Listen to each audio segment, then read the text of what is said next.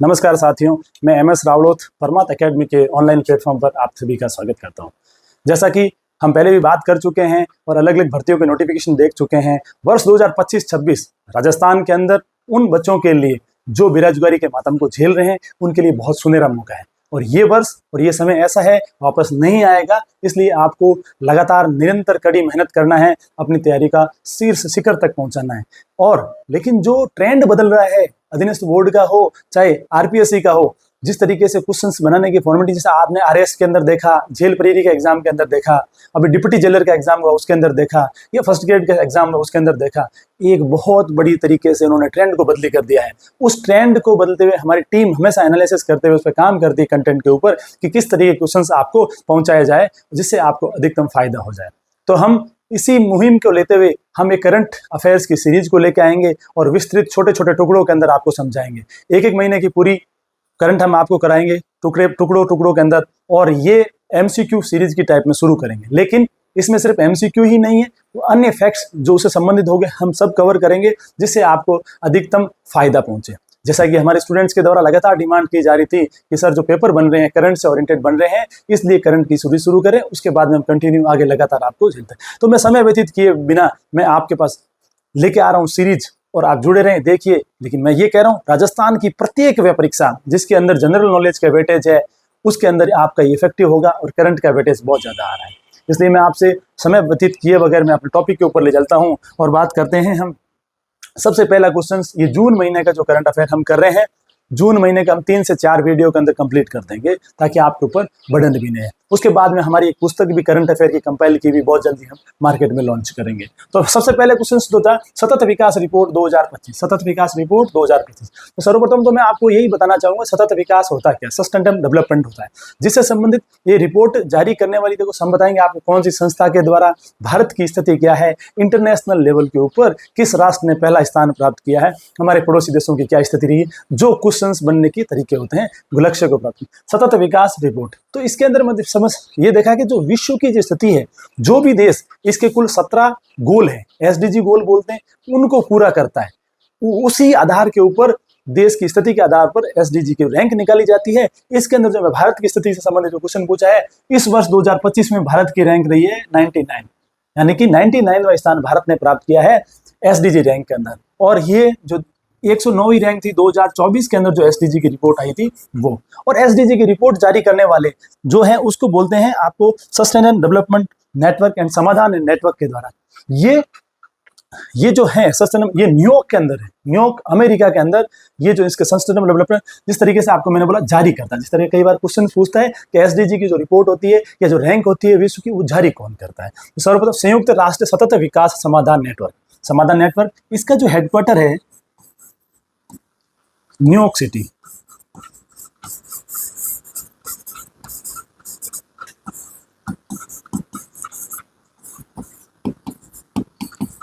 New York city USA के अंदर है। द्वितीय संस्था सबसे तरीके से आता है, संस्करण कौन सा था, तो ये सतत विकास रिपोर्ट संयुक्त राष्ट्र सतत विकास समाधान नेटवर्क ने अपनी 10वीं रिपोर्ट जारी की है।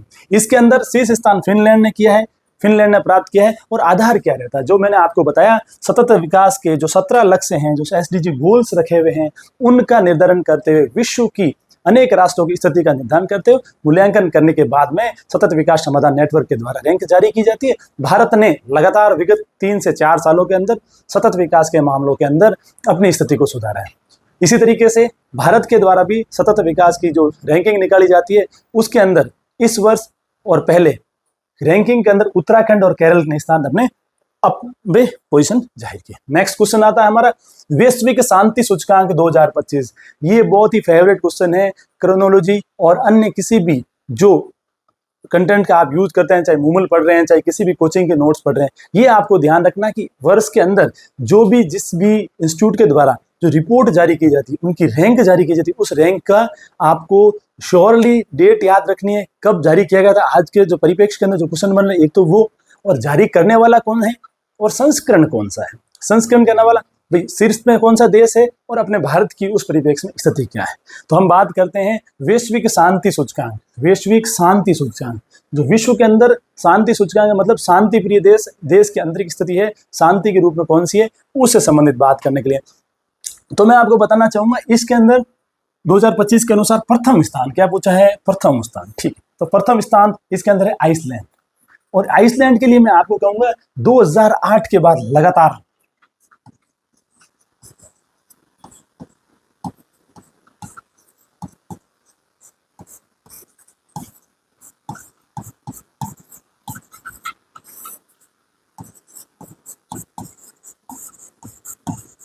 2008 के बाद आइसलैंड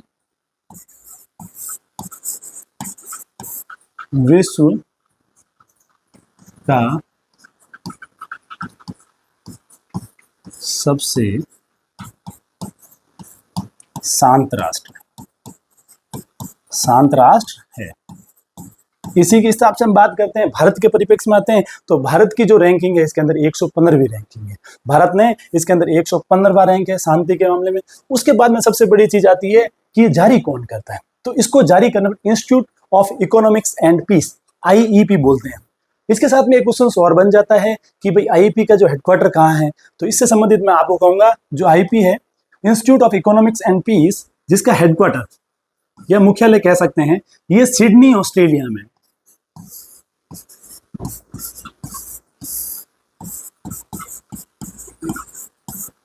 सिडनी ऑस्ट्रेलिया के अंदर है।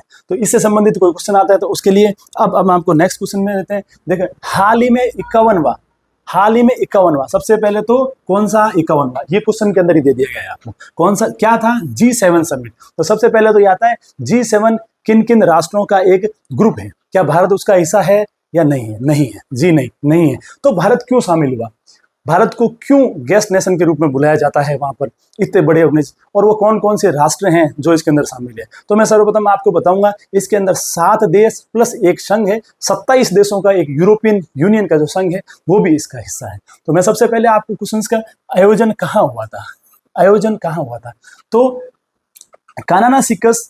कानानासिकस एक कनाडा की एक सिटी है। G7 अल्टरनेट रूप से जो G7 सदस्य हैं उन राष्ट्रों के अंदर रोटेशन के आधार पर आयोजित होता रहता है। जो G7 51वां G7 समिट जिसका आयोजन का कनाडा के अंदर हुआ था, भारत की तरफ से गेस्ट प्रतिनिधि के रूप में प्रधानमंत्री नरेंद्र मोदी जी ने वहां पार्टिसिपेशन किया था।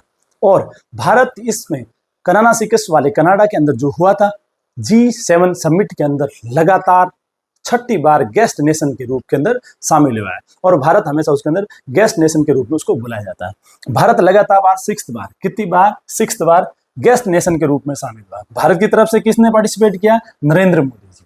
उसके अलावा ये आयोजन कब हुआ, 16 और 17 को। आगे क्वेश्चन और आएगा। इसी दौरे के साथ में प्रधानमंत्री नरेंद्र मोदी ने 3 अन्य राष्ट्रों की यात्राएं की, कनाडा, साइप्रस और क्रोएशिया। उससे संबंध भी हम आपको आगे डिस्कस करेंगे। नेक्स्ट क्वेश्चन, प्रधानमंत्री नरेंद्र मोदी को grand cross of the order of the Makarios 3 सम्मान किस राष्ट्र द्वारा मिला गया। तो सर जैसा कि आप जानते हैं, प्रधानमंत्री ने, मैंने आपको पहले ही बताया कि 3 राष्ट्रों की जो यात्रा की थी, उन यात्राओं के अंदर से एक राष्ट्र जो साइप्रस है, साइप्रस के राष्ट्रपति ने प्रधानमंत्री को वहां का ग्रैंड क्रॉस सम्मान है उससे सम्मानित किया है। तो ये साइप्रस के अलावा प्रधानमंत्री नरेंद्र मोदी ने यात्रा 1 यहाँ पर, 2 कनाडा के अंदर, तो आपको पता है G7 इसका संबंध इससे है, और इसके अलावा एक क्रोएशिया की यात्रा की थी।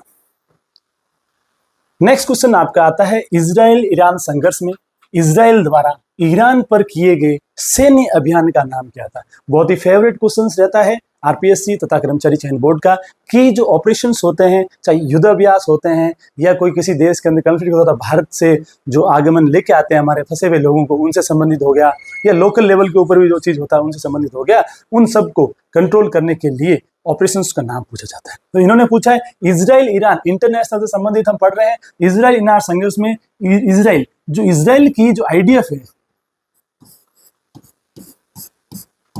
आईडीएफ क्या है, आईडीएफ इजराइल डिफेंस फोर्स ने इजराइल के द्वारा जो ईरान के ऊपर हमला किया गया था उसका नाम क्या दिया था, उसका नाम था ऑपरेशन राइजिंग लायन। इसके संबंधित और हम बात कर लेते हैं, ऑपरेशन टू प्रॉमिस। ये वापस जब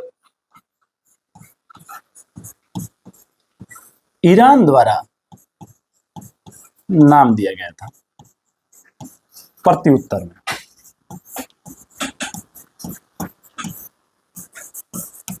प्रत्युत्तर के अंदर नाम दिया गया था। उसके आगे मिडनाइट हैमर, ये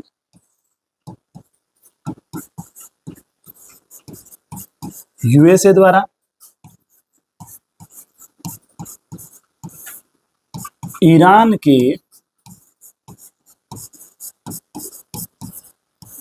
परमाणु स्थलों के ऊपर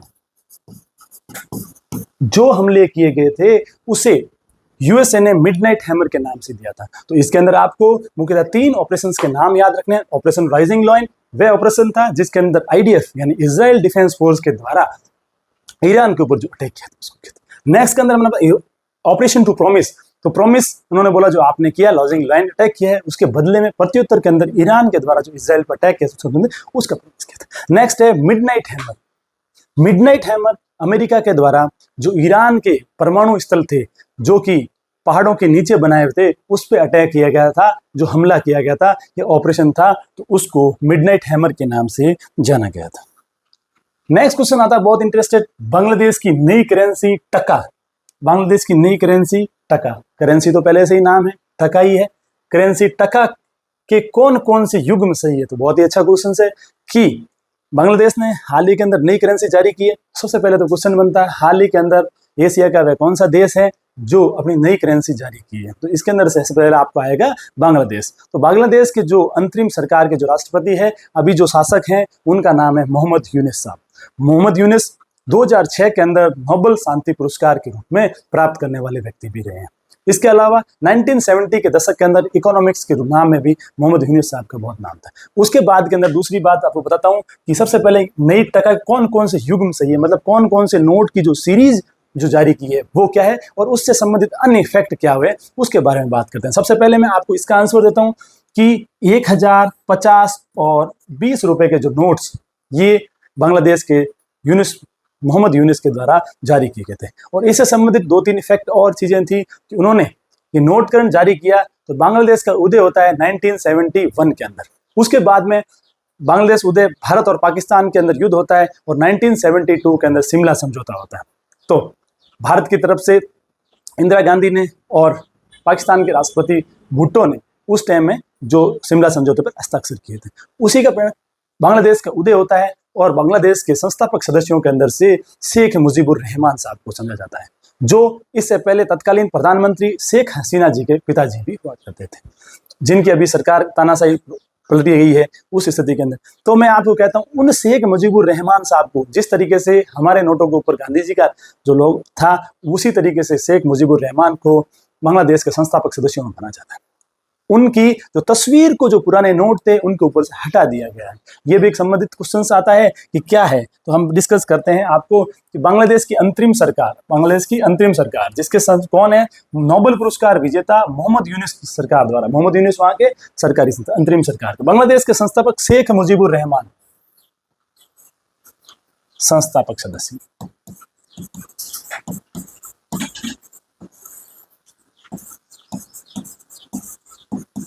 संस्थापक सदस्य शेख मुजीबुर रहमान,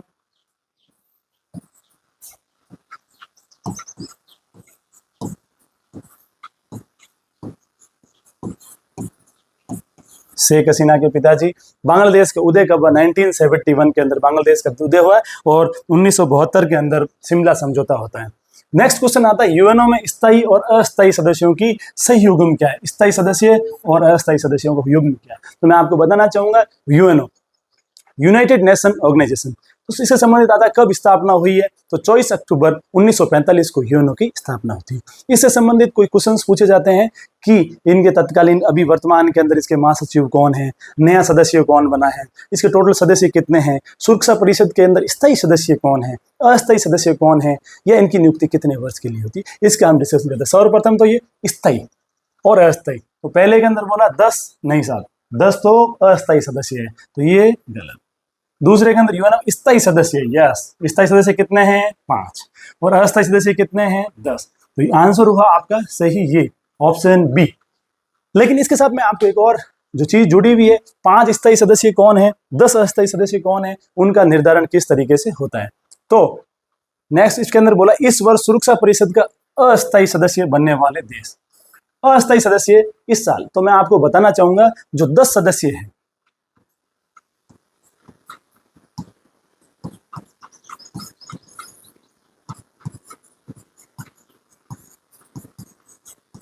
कितने, 10।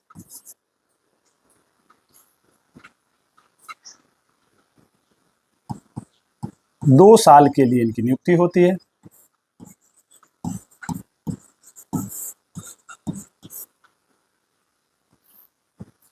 प्रत्येक वर्ष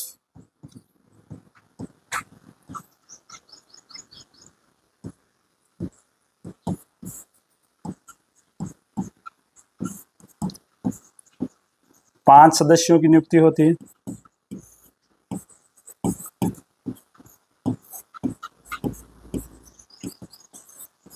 प्रत्येक वर्ष 5 सदस्यों की। तो वर्ष 2025 के अंदर जो 5 अस्थायी सदस्यों की नियुक्ति हुई है, उन राष्ट्रों के नाम है लातविया, लातविया यूरोप से है, बहरीन एशिया का देश है, और लाइबेरिया अफ्रीका का, कांगो अफ्रीका का, और कोलंबिया साउथ अमेरिका के। इन 5 राष्ट्रों को 2 वर्ष के लिए अस्थायी सदस्य की नियुक्ति किया गया।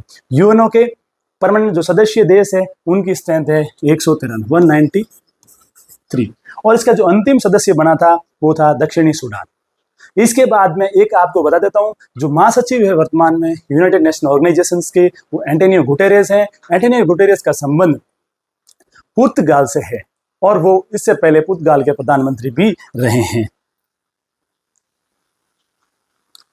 नेक्स्ट क्वेश्चन आपको, यूएनओ की स्थापना यूएनओ दिवस के रूप में भी मनाया जाता है 24 अक्टूबर 1948 को। एंटोनियो गुटेरेस यूएनओ के वर्तमान में महासचिव है, और इनका संबंध है पुर्तगाल से,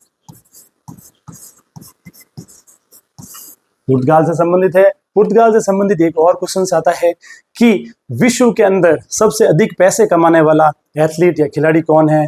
तो पुर्तगाल के फुटबॉल स्ट्राइकर जो क्रिस्टियानो रोनाल्डो है, उनका नाम आता है। और भारत की तरफ से ये क्रिकेट में कहें तो विराट कोहली का नाम आता है, जो ईयरली सालाना इनकम कमाई के अंदर होता है। स्थायी सदस्य 5 है, अमेरिका, ब्रिटेन, रशिया, फ्रांस, और आपको कंफ्यूज नहीं होता, 2 तो सह से शुरू है, अमेरिका, ब्रिटेन तो है ही है, और चाइना। उसके बाद अस्थायी 10 सदस्यों की नियुक्ति 2 वर्ष के लिए होती है। मैंने आपको ये बताया 2 वर्ष के लिए होती है, लेकिन प्रत्येक वर्ष हर वर्ष 5 सदस्यों की नियुक्ति होती है। ये अल्टरनेट रोटेशन के अंदर होता रहता है। उसके आगे भारत अब तक 8 बार, बहुत बहुत इंपॉर्टेंट, भारत अब तक 8 बार, भारत स्थायी सदस्य तो है नहीं, अस्थायी सदस्य के रूप में भारत ने 8 बार यूएनओ के अंदर सुरक्षा परिषद के अंदर रही। इस वर्ष सुरक्षा परिषद में शामिल होने वाले 5 राष्ट्रों के बारे में मैंने आपको बता दिया था कि ये सदस्य रहे हैं। तो हम आपको ये हमारा लगभग जून माह का अंतर्राष्ट्रीय जो भी इवेंट्स थे इनसे संबंधित संपूर्ण हुए, पूरी फैक्ट्स के द्वारा हमने आपको बता दिया। आप तक जो भी जानकारी पहुंचाने की प्रयास किए वो संपूर्णतः आपका इससे फायदा ही होगा। ये सीरीज हमारी कंटिन्यू चलती रहेगी, और आने वाले समय के अंदर राजस्थान के अंदर पटवार, वीडियो, सब इंस्पेक्टर और अन्य जो भी राजस्थान सरकार की राजस्थान अधीनस्थ बोर्ड और आईआरपीसी के जो एग्जाम्स है उसके अंदर आपको कितना फायदा होगा। लगातार बने रहें, हमसे जुड़े रहें। धन्यवाद। जय हिंद, जय भारत।